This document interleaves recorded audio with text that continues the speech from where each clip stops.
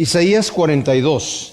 Estamos en la segunda mitad del libro de Isaías, en donde estas profecías que ahora vamos a estar viendo van más dirigidas a las profecías mesiánicas, ¿verdad?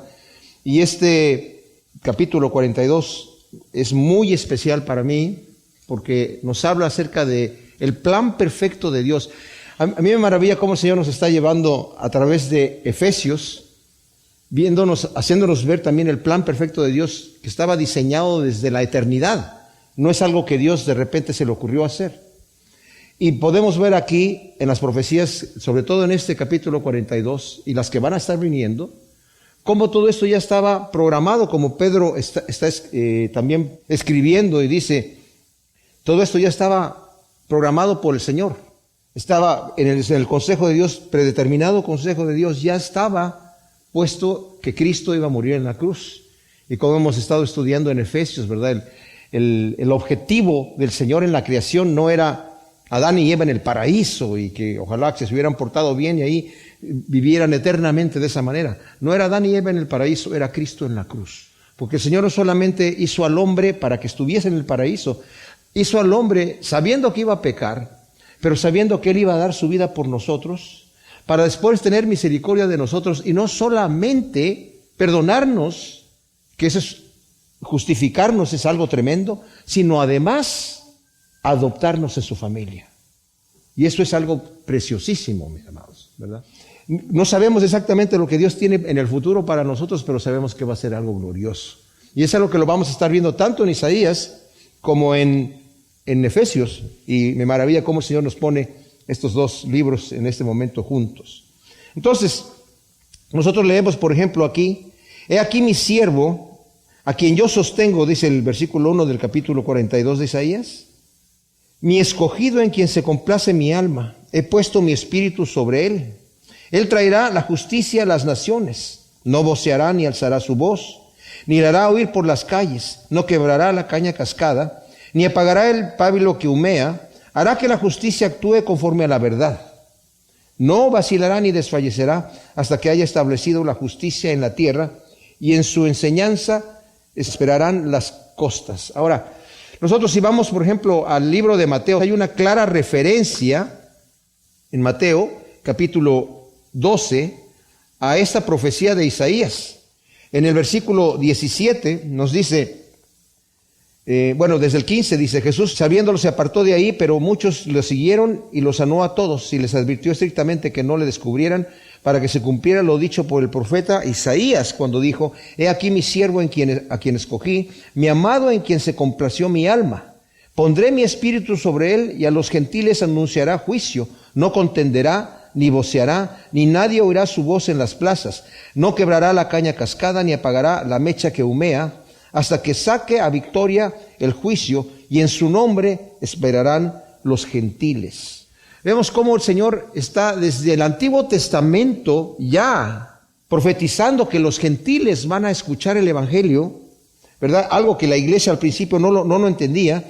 Y yo a veces me quedo preguntando, ¿se acuerdan ustedes ese pasaje que está en Lucas en donde dice que después de que el Señor resucitó, había dos de los discípulos que iban camino a Emaús, de Jerusalén a Emaús, a una aldea que estaba cerca de ahí, y de repente el Señor les sale al encuentro y se junta con ellos, y les dice, ¿por qué están tan tristes? ¿Qué está pasando? Dice, ¿que eres tú el único extranjero que no sabe lo que ha pasado aquí? ¿Verdad? Y todavía el Señor les dice, ¿qué ha pasado? Pues que Jesús de Nazaret, que lo teníamos como profeta, ¿verdad? Y creíamos que Él era el Cristo que iba a librarnos, pero pues ya lo mataron los principales de los judíos y pues hoy es el tercer día, ¿verdad? Algunos que dicen que lo han visto, pero no sé yo, ¿verdad? Y el Señor les dice, tardos de corazón, ¿verdad? Para oír, y empezó a llevarlos, dice la Escritura, a través de todas las Escrituras. Les dio un estudio bíblico que ojalá hubiéramos podido nosotros escuchar, para llevarlo de todas las Escrituras, mostrando, dice, desde Moisés en adelante, todo lo que estaba profetizado acerca de Él en la Escritura. Porque este es el libro que habla de Cristo. O sea, es una referencia al siervo. Ahora, fíjense bien aquí, mis amados. Dios, el creador del universo, dice Juan, que por medio de Él han sido hechas todas las cosas, y sin Él nada de lo que ha sido hecho fue hecho en el universo, en la tierra, en el universo y en los cielos de los cielos. O sea, Él creó todas las cosas por medio de Jesucristo, por medio del Hijo, el Padre y el Espíritu Santo, que son una sola cosa. El Hijo es el que creó todas las cosas, ¿verdad? Nos dice la Escritura. En Él habita corporalmente, nos dice Pablo, toda la plenitud de la deidad. Y este Dios omnipotente, todopoderoso, se hizo siervo. Y la palabra es doulos, que significa esclavo. No solamente es un sirviente normal, es un esclavo. Tomó la posición de esclavo. Filipenses 2:7 dice que se humilló haciéndose hombre y en la condición de hombre se hizo esclavo. Y tomó la muerte, y no tomó una muerte cualquiera, sino una muerte de cruz. ¿Y eso por qué? Por amor a nosotros. Entonces, nos damos cuenta que el creador del universo se humilla a hacerse siervo. Y dice el Señor, he aquí mi siervo al quien yo sostengo. El Padre sostiene al Hijo haciendo que en Él habite corporalmente, como dice Colosenses 2:7, toda la plenitud de la deidad. Cristo se hizo hombre, pero no dejó de ser Dios, mis amados. Se limitó, dentro de un cuerpo físico se limitó. Fue lleno del Espíritu Santo y tenía que estar orando al Padre. Y cuando no comía, padecía hambre. Lo podemos leer en la Escritura, que dice que un día teniendo hambre, bueno, de hecho al principio de su ministerio, después de 40 días de haber ayunado, dice que tuvo hambre. No es que no tuviera hambre antes, sino que en el ayuno ustedes saben que cuando uno ayuna, de repente pasan unos cuantos días y se le va a uno el hambre. Y cuando vuelve el hambre nuevamente, después de estar ayunando por un largo tiempo, depende de la condición de cada persona que lo haga, entonces el cuerpo empieza ya literalmente a comerse a sí mismo. Se empieza la persona literalmente a morir de hambre. Y viene una hambre fuertísima. Y ese es el momento donde el Señor estaba allí con hambre, ¿verdad? El Señor también padeció hambre una vez que venía y no había desayunado y venía en camino entre Betania y Jerusalén y tuvo hambre y dice, se acercó a una higuera para comer higos y no tenía y la maldijo, ¿verdad? Fue esa vez para dar una señal. No era tanto porque estaba enojado con la higuera, pero el detalle es que tuvo hambre, tuvo sed. En la cruz tuvo sed. O sea, cuando estaba cansado se tenía que dormir. En medio de una tormenta con sus discípulos, en la barca que estaban con ellos, dice que estaba profundamente dormido. No se estaba haciendo el dormido, estaba realmente dormido porque tomó un cuerpo como el nuestro. Entonces dice aquí, yo lo sostengo, dice, en quien se complace mi alma. Literalmente el Señor habló en el bautismo de Jesucristo. Este es mi Hijo amado en quien tengo complacencia. Lo podemos ver en Lucas 3:22. Y luego dice aquí, en quien se complace mi alma, he puesto mi espíritu sobre él, y él va a traer justicia a las naciones. He puesto mi espíritu sobre él, el espíritu de Dios, mis amados. Aquí mismo en Isaías, si ustedes le dan la vuelta atrás, en el capítulo 11, hablándonos justamente del reinado del Mesías, nos dice el primer versículo, pero saldrá una vara del tronco de Isaí, un vástago retoñará de sus raíces, y sobre él reposará el espíritu de Yahvé, espíritu de sabiduría y de inteligencia, espíritu de consejo y de poder, espíritu de conocimiento y de temor de Yahvé. Se deleitará en el temor de Yahvé. No juzgará según la vista de sus ojos, ni arbitrará por lo que oigan sus oídos, sino que juzgará con justicia a los pobres y arbitrará con equidad a los mansos de la tierra. Herirá al opresor con la vara de su boca y con el espíritu de sus labios matará al impío. La justicia será el cinto de sus lomos y la fidelidad ceñidor de su cintura. Entonces vemos aquí también, es el espíritu del Señor que tiene la unción específica que va a tener el Mesías. No puede haber otra, fíjense, esto es bien especial, no pudo haber sido un ángel que hubiera venido aquí a darnos las buenas nuevas de salvación. No pudo haber sido un ángel el que haya venido aquí a dar su vida por los pecadores. El precio solamente lo pudo haber pagado Dios mismo. Y qué tremendo, ¿no?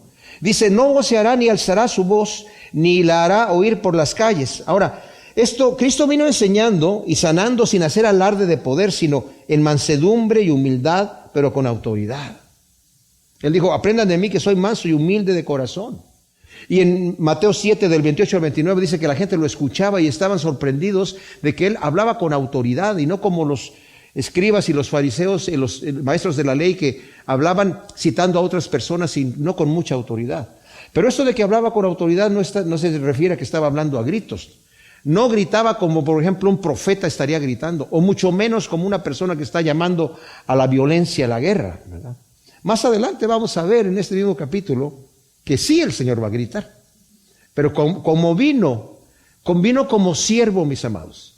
El Señor viene dos veces. Uno viene como siervo humilde, como el cordero inmolado para morir en la cruz. Y después viene para vengarse de sus enemigos. Viene ya en el día de la ira del Señor. Él no vino a condenar al mundo ni lo vino a juzgar. El mismo Señor dice, yo no los juzgo a ustedes, sino la palabra que yo les he hablado en aquel día los va a juzgar. Pero va a haber un día del juicio y va a haber un día de la venganza del Señor que va a venir, y eso lo vamos a ver aquí también. Entonces, pero dice, en este momento no va a vocear, ¿verdad? Como dije yo, no es para invitar a la guerra. Pero si lo comparamos con el versículo 13 y 14 de este mismo capítulo, Yahvé sale cual varón esforzado, excita su ardor como guerrero, vocea y lanza el alarido, se muestra fuerte delante del enemigo, y ya mucho, dice el Señor, que he estado quieto, me callaba, me aguantaba, pero ahora como la parturienta jadeo y a la vez resuello. Wow. O sea, viene un día de la ira del Señor, viene un día del juicio, mis amados, que lo vamos a ver ahora que lleguemos en ese momento. Entonces dice, Él no va a quebrar la caña cascada, dice el versículo 3, no va a apagar el pábilo que humea, hará que la justicia actúe conforme a la verdad. La caña cascada es el pecador que llega a Cristo para ser restaurado. Cuando el pecador llega a Cristo no le dice, no, es que tú ya pecaste suficiente, pecaste más allá de lo normal. El Señor vino por los pecadores, Él nos conoce, mis amados. Él sabe cómo somos, sabe que somos polvo. Y siendo nosotros enemigos de Dios, Él murió por nosotros. Entonces la caña cascada, que había muchas cañas ahí en la región del río Jordán, ¿verdad? Todo el mundo sabía que ya no servía para nada. Y esto puede decir, esto ya no sirve para nada, es molesto. Dice, no, yo la voy a reparar, yo los voy a restaurar. Y es lo que el Señor ha hecho con nosotros. Dice, no va a apagar el pábilo que humea. A veces la persona ha perdido ya ese fuego, ya está casi a punto conoció a Cristo, pero su relación se enfrió. El Señor no lo bota, el Señor no lo deja. Lo podemos ver nosotros, tanto el de la caña cascada como el del pábilo que humea, que es molesto estar ese humo ahí, está ese humo contaminando, y puede decir, ya, mejor lo apago. No, ¿qué es lo que hace el Señor? Le pone más aceite a la lámpara, le pone aceite fresco, enciende la llama. Cuando esa persona, y por amor el amor que Dios nos tiene, mis amados, muchas veces la persona que se enfrió en su caminar con Cristo, el Señor lo hace pasar por alguna tragedia, por alguna situación adversa, para que se acerque al Señor. Porque el Señor quiere, por la misericordia que tiene, de encender ese fuego nuevamente. Pero el Señor no lo va a hacer forzadamente. Tenemos nosotros que acercarnos al Señor, y el Señor no nos echa en cara nada, como el padre del hijo pródigo. No le dijo, muchacho, ¿cómo te atreves a venir aquí y de día? ¿Verdad? A pedirme trabajo. Hubieras venido de noche y entra por la puerta de atrás, y no te vas a quedar a dormir en tu cuarto, te vas a quedar a dormir en el granero y vas a trabajar con los peones afuera. No, el padre lo vio venir de día y se le tiró al cuello e hizo una gran fiesta. Tremenda cosa, ¿verdad? Entonces dice, eso es lo que el Señor vino a hacer. ¿Cuántas veces la gente tiene una imagen de nuestro Dios, mis amados, equivocada? Y no se quieren acercar a Dios porque piensan que les va a pegar. Me va a quitar algo bueno, no me va a dejar hacer lo que me gusta. Y si hace la persona hace un berrinche, yo quiero vivir mi vida como me da la gana. Pero nosotros no sabemos lo que es bueno para nosotros. Solamente Dios sabe. A veces somos tan necios y luego sufrimos la consecuencia. No vacilará ni desfallecerá hasta que haya establecido la justicia en la tierra, y en su enseñanza esperarán las costas. La gran obra de redención, mis amados, fue consumada. La palabra es teleo, por Cristo en la cruz. Fue una sola palabra que el Señor dijo. Consumado es, nosotros tenemos dos palabras. Él solamente dijo una palabra, teleo. Se acabó. Se hizo la obra de la redención, se acabó allí. ¿Verdad? Pero el establecimiento de la justicia total tiene su total cumplimiento en el reinado eterno de justicia de Dios, que comenzará en el milenio y continúa en el cielo nuevo y la tierra nueva, como nos dice 2 de Pedro 3:13 y Apocalipsis 21:1. Mis amados, este mundo está lleno de maldad, de injusticia, y por eso clamamos, venga tu reino, Señor. Hágase tu voluntad aquí en la tierra como en el cielo. Yo no sé qué tan mal se puede poner ya el mundo más, pero sabemos por las profecías escritas aquí que se va a poner peor. Pero nuestra esperanza no está aquí en el mundo, sino en el reinado de justicia con el Rey de Reyes, ¿verdad? Y estamos preparándonos para ese encuentro. Versículo 5 dice, así dice a el Yahvé, el que creó los cielos y los desplegó, que afirmó la tierra y cuanto en ella brota, que da aliento a la gente que la habita y espíritu a los que caminan por ella. ¡Wow! O sea, está dando sus credenciales el Señor en este momento de ser Dios, todopoderoso y omnisciente. También continúa con esas credenciales en el versículo 8 y 9. Yo, Yahvé, ese es mi nombre, no cedo mi gloria a nadie, ni mi alabanza a los ídolos. He aquí se cumplieron las cosas primeras. Yo os anuncio cosas nuevas antes que salgan a la luz. Yo os las hago saber. Ahora, Yahvé es el creador del universo material y del celestial. Nos dice Juan 1:3, Colosenses 1, del 16 al 17, dice que por medio de Él han sido todas las cosas y por medio de Él todas las cosas subsisten. Él las mantiene funcionando. Romanos 11:36, ¿verdad? Que dice que todas las cosas son de Él, han sido hechas por Él y para Él. Y si no es así, que Él es el creador de todas las cosas, yo le preguntaré al ateo, incluso al evolucionista, ¿de dónde viene todo? Olvídate de la evolución. ¿De dónde viene todo? ¿De dónde viene la materia? Como he mencionado en otras ocasiones, tenemos un número específico de átomos en el universo. No tenemos átomos al infinito. Y aunque los tuviéramos o no los tuviéramos, de la manera que sea, ¿de dónde vienen? Nadie puede explicar, ni nadie puede decir es que esta materia siempre ha existido aquí, esta energía siempre ha existido aquí. No tiene sentido. O sea, la misma lógica de la termodinámica nos enseña que tiene que haber un principio. ¿Qué había en el principio? Dios. En el principio creó Dios los cielos y la tierra. Y ahí en ese momento, cuando el Señor empieza a crear el universo, empieza a correr el tiempo. Entonces antes de eso no había tiempo. No, en la eternidad no existe el tiempo.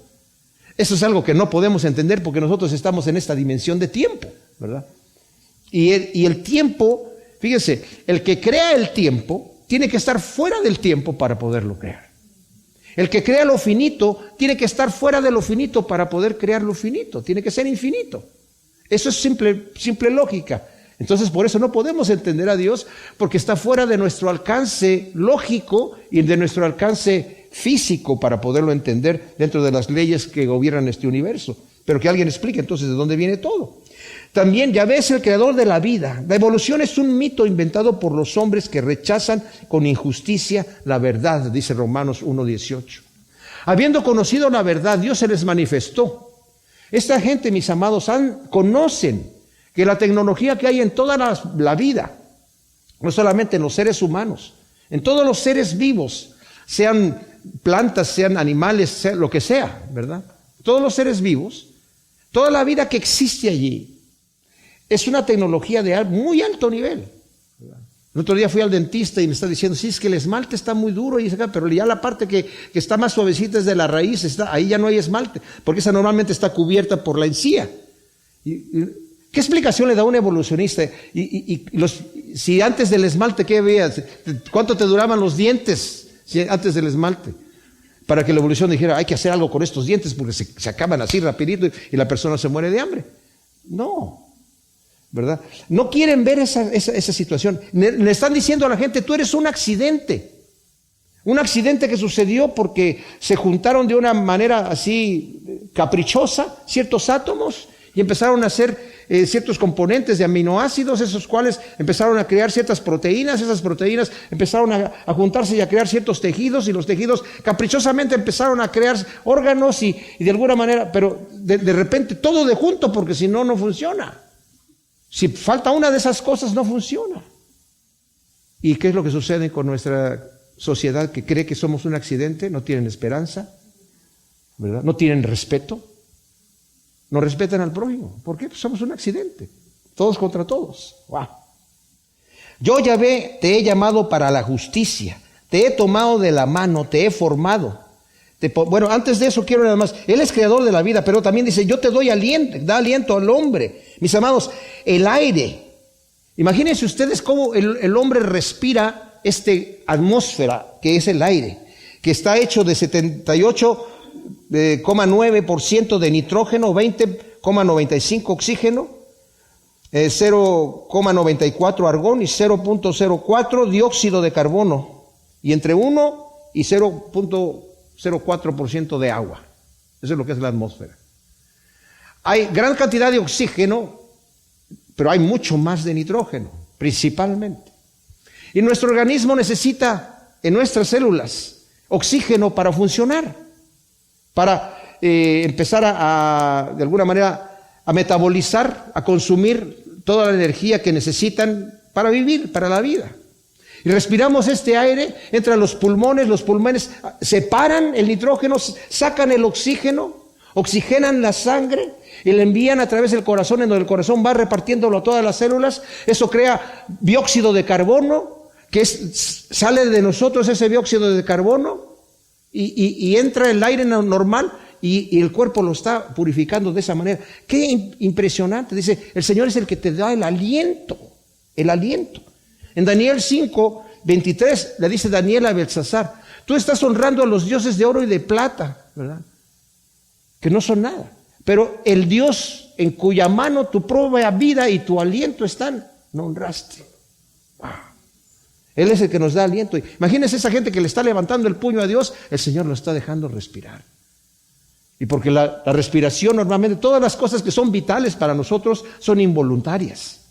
Claro, podemos exhalar aire, ¿verdad? E inhalar aire también para poder hablar y para poder tener un control, pero cuando estamos dormidos, el Señor no nos deja eso a nuestro control, si no nos morimos, ¿verdad? Todas las cosas importantes Él las controla directamente. Y Él que pone el Espíritu en nosotros, ¿verdad? El Espíritu, que es lo que nos hace semejantes a Dios. Dice, yo Yahvé te he llamado para justicia, te he tomado de la mano, te he formado y te pondré por alianza del pueblo, por luz de los gentiles, para que abras los ojos de los ciegos y saques de la cárcel a los presos y de las casas de prisión a los que moran en tinieblas. O sea, la profecía del llamado de Yahvé a su siervo para la justicia a través de la cruz. Y es a través de la cruz. El Salmo 85:10 dice que la justicia y la misericordia se besaron. ¿Qué quiere decir esto? Son opuestas. La justicia es darle a la persona el pago de lo que se merece. Si hiciste mal, mereces ser castigado. Pero la misericordia es perdonar el agravio. Pero ¿en dónde se besaron? Se besaron en la cruz del Calvario, mis amados. En la cruz del Calvario. Es en donde el Señor hace esta justicia, ¿verdad? Entonces, dice, te he tomado de la mano y te fortalezco. Lo fortalecieron los ángeles en Mateo 4:11, después de la tentación de Satanás, vinieron los ángeles y le sirvieron, pero también el Padre Celestial lo fortaleció en Getsemaní cuando estaba sudando gotas de sangre, ¿verdad?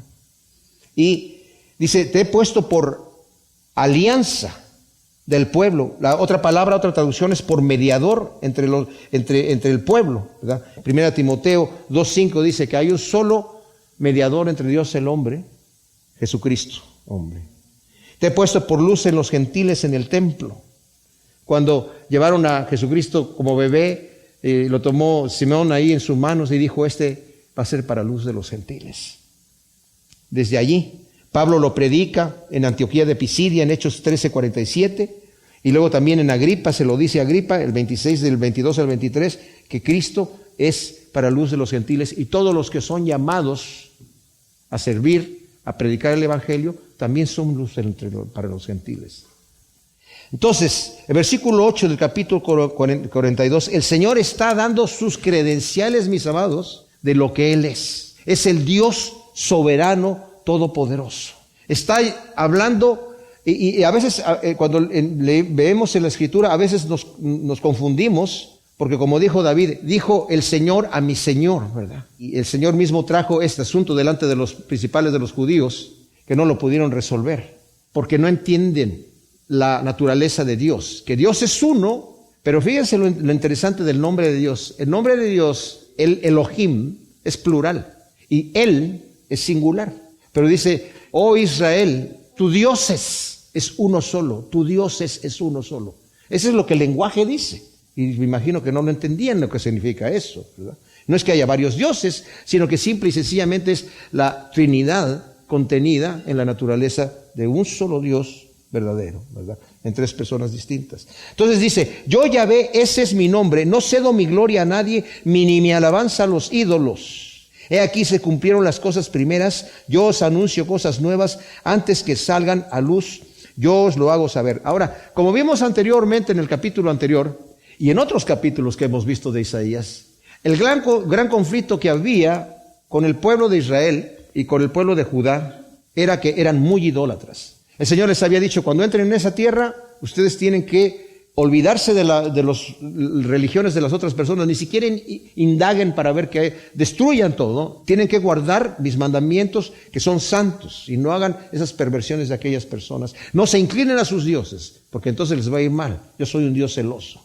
Pues no obedecieron y empezaron a adorar a los ídolos, que tienen pies y no caminan, tienen ojos y no ven, tienen oídos y no oyen. Entonces por eso el Señor ha estado constantemente diciendo, yo soy el Dios verdadero. Sepan que yo digo las cosas antes de que sucedan, y lo está diciendo aquí.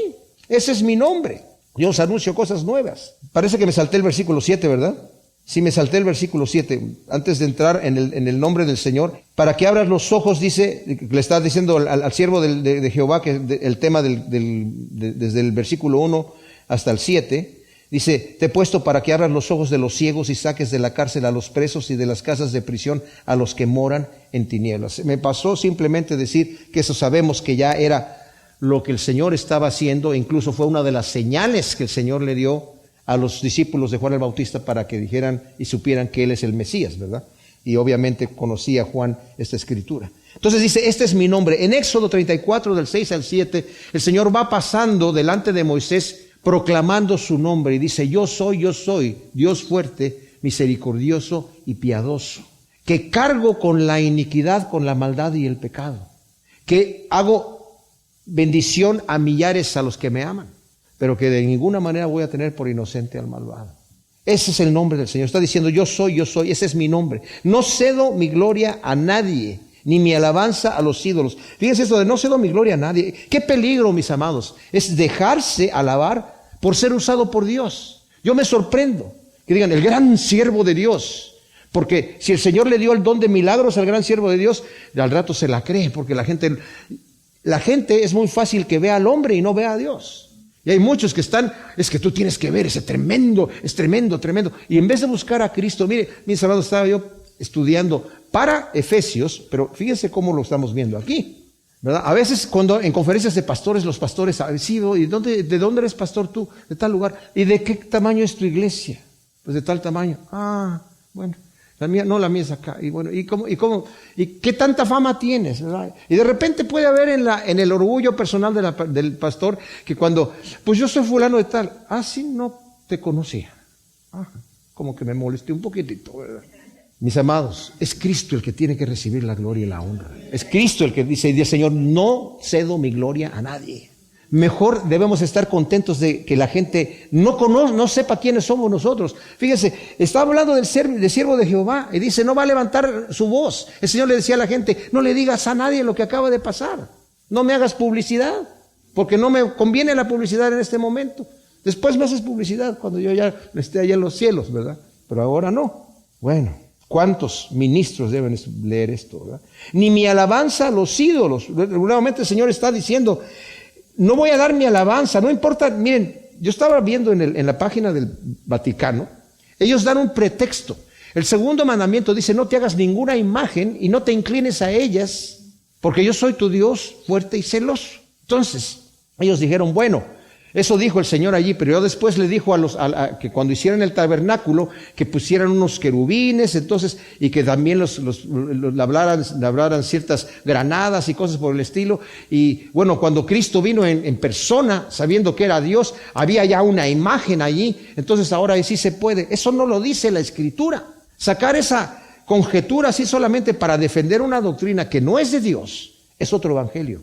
Terrible, ¿verdad? Y las personas dicen, no, es que solamente representa al que está ahí arriba, no importa. El Señor dijo, no hagas esas cosas. Pero bueno, aquí dice el Señor, y otra credencial que dice, se cumplieron las cosas primeras. Todas las cosas que yo he anunciado por mis profetas hasta este momento que Isaías está profetizando, señores, se han cumplido. Ahora les voy a anunciar cosas nuevas. ¿Y qué creen que se va a cumplir o no? Miren, Dios hace notar por medio de su profeta que las profecías pasadas se han cumplido al 100%, enfatizando la verdad de la palabra divina. Ahora Dios anuncia cosas nuevas, y ya que las palabras antes anunciadas se cumplieron al pie de la letra, ¿qué seguridad tenemos nosotros de que se cumpla lo que resta por cumplirse? Pues el 100%, porque todo se ha cumplido al pie de la letra. Tenemos la seguridad que todas las promesas que están por cumplirse van a ser sí y van a ser amén, como dice la Escritura. Y luego viene un cántico de adoración a Dios, donde dice: cantad a Yahvé un cántico nuevo, alabanza suya desde el confín de la tierra, desde los que se hacen a la mar y los que la pueblan, de las costas lejanas y los habitantes de ellas. Elévese desde el desierto y sus aldeas, desde las tiendas donde habita Cedar. Canten jubilosos los habitantes de Sela, y desde la cima de los montes griten de alegría. Tributen la gloria a Yahvé, pronuncien su alabanza en las costas lejanas. O sea, Isaías está haciendo un llamado a cantar alabanzas a Yahvé por la liberación que va a traer a su pueblo y la venganza de los enemigos. Esta es una profecía para dar aliento a la gente que va a ser llevada cautiva a Babilonia, mis amados. Y va a haber un momento donde el Señor los va a sacar de allí. Y está diciendo: canten ya alabanzas de antemano, porque ya las profecías pasadas se cumplieron. Las que les estoy diciendo ahora también se van a cumplir. Así que cobren ánimo. Mis amados, cuando estamos nosotros en problemas y se nos cierra el mundo, necesitamos levantar la cabeza y mirar más allá del mundo a lo que viene, lo que el Señor tiene preparado para nosotros. Y no pensar que esto que está ahora aquí, específicamente el problema que estoy pasando ahora, es como si fuera mi todo. Porque a veces como que nos abruman las circunstancias y no podemos ver más allá. Nos desanimamos. Y eso es no ver las cosas desde el punto de vista que Dios quiere que las veamos. Por eso nos dice el Señor: no te afanes por nada, que tus peticiones sean conocidas delante de mí. Yo me voy a encargar. Es más, tu Padre Celestial sabe las cosas que tú necesitas. Tú preocúpate, busca el reino de Dios y su justicia, ¿verdad? Ese es tu trabajo. Todo lo demás, Dios te lo va a dar por añadidura. Y si tienes hambre, Dios te está enseñando a tener hambre. Si tienes abundancia, Dios te está enseñando a tener abundancia. Si tienes necesidad, Dios te está enseñando eso. Y si estás completamente provisto, Dios también, riqueza también te está dando esa enseñanza de vivir así. Y de esa manera, como dice Pablo, yo aprendí todo eso, de manera que ahora todo lo puedo en Cristo que me fortalece.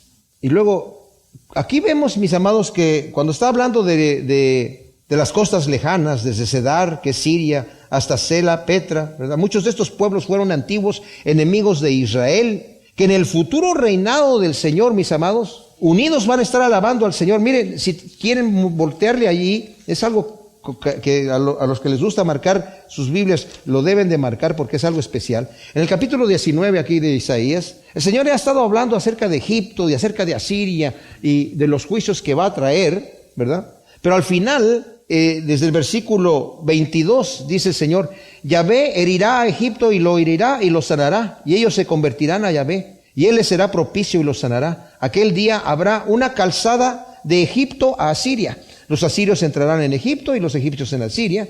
Entonces los egipcios y los asirios servirán juntos. ¿A quién? Al Señor. Aquel día Israel será tercero con Egipto y con Asiria, sirviendo al Señor, para bendición en medio de la tierra, con Egipto y con Asiria. Porque Yahvé Sebaot los habrá bendecido diciendo: bendito sea mi pueblo Egipto y Asiria, obra de mis manos, y mi heredad Israel. ¡Wow! O sea, el futuro que el Señor tiene para el mundo, mis amados, es tremendo. No tiene rabia con nadie, porque el Señor, todas son obras de sus manos, ¿verdad? Ahora el versículo 13 nos dice, aquí vemos en donde viene el castigo de Israel. Dice: Yahvé sale cual varón esforzado, excita su ardor como guerrero, vocea y lanza el alarido, se muestra fuerte delante del enemigo. Y dice el Señor: ya mucho que he estado quieto, me callaba, me aguantaba, pero ahora como la parturienta jadeo y a la vez resuello. Como dije anteriormente, comparemos esto con el versículo 2 y 3. No voceará ni alzará su voz, ni la hará oír por las calles, no quebrará la caña cascada, ni apagará el pablo que humea, hará que la justicia actúe conforme a la verdad. ¿Y eso a través de qué? A través de la cruz de Cristo. Pero viene un día, mis amados, en donde el Señor, es el día de Yahvé, el día de Jehová, El día de la ira de Dios. Dice el profeta, no digas el día de Yahvé como la gran cosa. Sí, ahí viene el día del Señor. El día del Señor, dice, va a ser un día terrible. Va a ser un día feroz, ¿verdad? Tremendo. Para los justos se van a alegrar. Pero los tibios y los que son injustos, va a ser el peor día para ellos. Si imagínanos, si Cristo cuando vino a la tierra, mis amados, mostró humildad, mansedumbre, y aún así la gente le tenía temor, y por eso lo mataron, ¿verdad? Porque dijeron, este hombre dice, va a convencer a todo mundo, decían los principales de los judíos. Cuando resucitó a Lázaro, ya no sabían qué hacer, querían volver a matar a Lázaro. ¿Se imaginan ahora cuando venga el Señor? Así, en Apocalipsis dice, la gente va a decir, caigan sobre nosotros montes y escóndanos de la ira de Dios, de aquel que está sentado en el trono y de la ira del Cordero. O sea, mátenos, pero la muerte va a huir de ellos. ¡Wow! Sale el Señor, dice, viene gritando como, es la ira del Señor en donde ya no viene manso y humilde, sino voceando como guerrero, como dije en contraste con el 2 y 3. Me aguantaba, dice el Señor. Si había el día en que los malvados recibirán el pago de la maldad. Mucha gente dice, a ver, si Dios existe, ¿por qué permite tanta maldad en el mundo? ¿Por qué hay tanto crimen? ¿Por qué no actúa? Bueno, no actúa por muchas razones y muchas más de las que nosotros podamos tener, porque Él tiene sus razones y no entendemos la mente de Dios. Pero una muy buena respuesta a eso es, porque está esperando que tú te arrepientas. Porque si actuara ya te hubiera dado tu merecido y tú ya estarías frito, y yo también. Si hubiera actuado a su tiempo. Entonces todavía no se está vengando el Señor porque te está dando tiempo a ti para que te arrepientas, ¿verdad? Así que dale gracias que todavía no ha descargado la mano. Pero viene un día donde el Señor sí va a actuar. Y dice, yo me aguantaba, dice, mucho, he estado quieto, pero ahora como la parturienta jadeo y a la vez resuello. O sea, vengo con la furia, gritando, con grito de guerra. Dice, Apocalipsis dice, descendió en un caballo y sus vestiduras estaban manchadas con la sangre de sus enemigos y tenía en su muslo escrito su nombre, el Verbo de Dios. Ese es el Señor Jesucristo, que viene al final así. Versículo 15 dice, devastaré montes y collados, haré agostar todo verdor, convertiré los ríos en islotes y secaré las lagunas. Pero haré que los ciegos anden por un camino que no conocían. Haré que sean conducidos por senderos que ignoraban. Cambiaré las tinieblas en luz delante de ellos y los lugares escabrosos en llanura. Estas cosas haré por ellos y no los desampararé. Pero los que confían en los ídolos, nuevamente menciona a los ídolos, retrocederán defraudados. Los que le dicen a la estatua fundida, tú eres nuestro Dios. ¡Wow! Como dije, el pueblo de Israel, mis amados, eran muy idólatras. Pero el Señor va a hacer todas estas cosas para que dejen de ser idólatras. ¿Qué cosas? El juicio que va a traer sobre Israel. Ahora, esto que acabamos de leer del Señor, ¿verdad? Que va a venir furioso, va a ser el castigo que le va a dar a Israel en ese momento cuando van a ser llevados a Babilonia. Y el país va a ser destruido, en cierta manera. Pero tiene su cumplimiento final en el día final de la tribulación, mis amados. Cuando el Señor descargue su puño sobre la humanidad que lo ha rechazado, y va a haber 7 años de tremenda tribulación. Los primeros 3 años y medio, algunos lo llaman la tribulación, y los últimos 3 años y medio, la gran tribulación, y el periodo de la ira del Señor. Es cuando tiene ese cumplimiento. Entonces dice el Señor, voy a hacer que devastaré todos estos montes y collados, y voy a hacer toda esta situación. Es un contraste entre la destrucción y la vergüenza de los impíos e idólatras y los pecadores que arrepentidos pasan de las tinieblas a la luz, de la opresión a la libertad y de la angustia a la paz y el amoroso consuelo de Dios. El contraste de la destrucción que el Señor va a traer, a la vez va a estar levantando a aquellos que se acercan al Señor. La confianza que tenemos nosotros en medio de un mundo pecador, mis amados, el mundo no se va a arreglar, el Señor se va a tomar cuentas de ese asunto, el Señor lo va a arreglar, el Señor lo va a arreglar todo. Pero si nosotros confiamos en el Señor, estamos seguros, pase lo que pase. Puede que suframos los golpes, pero el Señor nos va a librar. Así como vino el juicio sobre Judá por haberse rebelado contra el Señor, y fueron deportados a Babilonia, y fueron deportados justos y pecadores. Ahí iba Daniel, ahí iban sus 3 amigos, Sadrach, Mesach y Abednego, y los hicieron eunucos, pero el Señor los levantó, y el Señor los honró ahí en esa tierra y los utilizó de una manera tremenda. Y es lo que el Señor hace con su pueblo, ¿verdad? Dice, los que dicen a los estatuillas, tú eres mi Dios, retroceden defraudados por cuanto sus dioses falsos no pudieron librarlos. No pudieron librarlos, están defraudados. Les clamamos a nuestros dioses y se quedaron ahí nada más. Ni parpadeaban. Ni me miraba cuando le estaba hablando. Le gritaba y ni siquiera se tapaba los oídos. Parece que está sordo, claro. Esto puede referirse también a los caldeos que tenían muchos dioses, ¿verdad? Y que se dieron cuenta a los caldeos al momento de haber sido invadidos por los persas, ¿verdad? Por los medos, por mucho que clamaran ahí.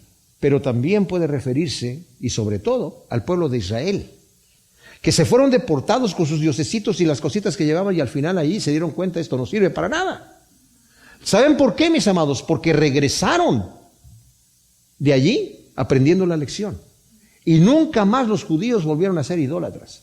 Se fueron al otro extremo completamente. Ya incluso destruyen hoy en día, ¿verdad? Destruyeron muchas, si uno viaja allá a Israel, están destruidas muchas de las estatuas de los romanos, hicieron de algunas de las figuras importantes de su época. Porque dicen, no te harás imagen, no importa que no la estés adorando ni venerando, no te hagas imagen de nada, y también le volamos la nariz o le volamos la cabeza. Y hay muchas estatuas que no tienen cabeza por esa situación, ¿verdad? Porque los judíos dijeron, aquí dice que no te hagas imagen. O sea, lo llevaron al extremo, pero aprendieron la lección. Ese es el tema. Entonces el versículo 18 dice, sordos escuchad y oíd, ciegos mirad y ved. ¿Quién es el ciego sino mi siervo? Y sordo sino el mensajero que envío. ¿Quién es el ciego como el emisario y ciego como el siervo de Yahvé? Mucho mirar, pero no te percatas. Con los oídos abiertos, pero no te enteras. Yahvé, por causa de tu propia justicia, quería engrandecer y magnificar la ley. Ahora, Yahvé, por medio de su profeta, hace un llamado a los sordos a oír para que entiendan, y a los ciegos para ver, para que comprendan. Ahora, cuando dice aquí sordos, escuchen, ¿verdad? Y vean. Ciegos, está medio cómico, ¿verdad? Están ciegos, pero vean, por favor, y perciban, y sordos escuchen y comprendan. Aquí el siervo de Jehová, mis amados, para que no se confundan, no es el mismo que está en el versículo 1. En el versículo 1, mi siervo, dice, es Jesús. Aquí el siervo de Jehová se está refiriendo a Israel, que no quiso escuchar, que no quiso saber. Le está llamando siervo. Dice, aquí el siervo es Israel, que aunque mira mucho no se percata, y aunque escucha no se entera que Dios lo había escogido para ser un pueblo santo que engrandeciera la ley de justicia de Dios, del Dios santo. El Señor lo había escogido de esa manera para que así lo hiciera. El Señor se lo dice en Deuteronomio 7. Dice, yo te estoy escogiendo como un pueblo especial para engrandecerte. Y lo estoy haciendo porque te amé, para que me representes delante de un mundo pecador. Pero ellos no lo supieron hacer así. Ahora, de hecho, lo vamos a ver en un segundo más, dice, pero este es un pueblo saqueado y despojado, todos atrapados en covachas y encerrados en prisiones. Lo saqueaban y nadie lo libraba, lo despojaban y nadie les decía, devuélvelo. ¿Quién de entre vosotros prestará oído a esto y atento escuchará para lo porvenir? ¿Quién entregó a Jacob al saqueo, a Israel a los depredadores? ¿No fue acaso Yahvé contra quien pecamos? En cuyos caminos no se quería andar, ni cuya instrucción se daba oído. Descargó sobre él el ardor de su ira y el furor de la guerra. Lo rodeaban sus llamas, pero no se daba cuenta. Lo quemaban, pero no hacía caso. ¡Wow! Tremenda cosa. Israel como nación falló por su ceguera y su sordera voluntaria en total rebeldía a Dios, a traer salvación a las naciones que no conocían al Dios santo y verdadero.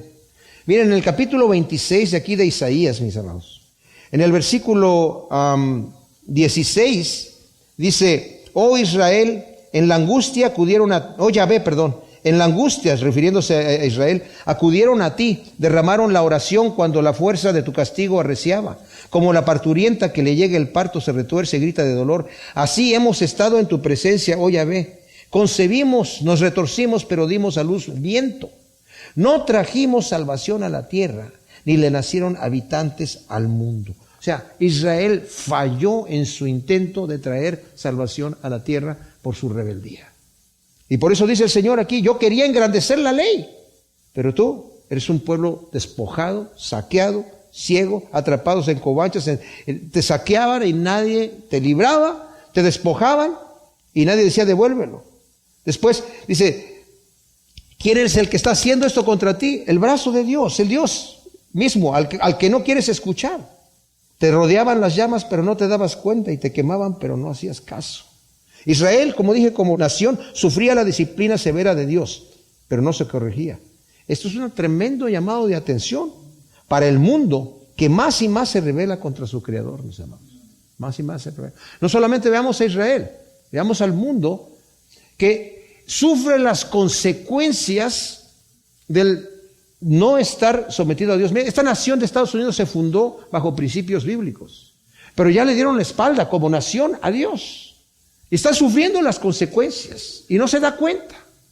Todavía creen, es que nosotros, esto es una nación fuerte porque nosotros la hicimos fuerte. No, Señor, se fundó bajo principios bíblicos. Dios también tiene un llamado de atención a prestar oído y a estar atentos a lo que está por venir. Nuestra eternidad, mis amados, depende de esto. Nuestra eternidad depende de esto. Dios tiene un destino glorioso para todos aquellos que le escuchan y se entregan a Él. Pero para los rebeldes, según nos dice Daniel 12, del 1 al 3, unos se van a levantar para vida eterna, para gloria, y otros para vergüenza y confusión perpetua. Si no prestamos atención, esa es la realidad, ese no es un cuento, esa no es una fábula. Esto no es religión, esto es realidad. Es lo que va a venir, es lo que viene. La eternidad viene, mis amados, y todo depende de cómo reacciono yo a lo que Dios quiere de mí. Y como vamos a ver cuando veamos en Efesios el domingo, todo lo que hacemos nosotros lo tenemos que hacer para la gloria de Dios. Todo. ¿Cuál es tu trabajo?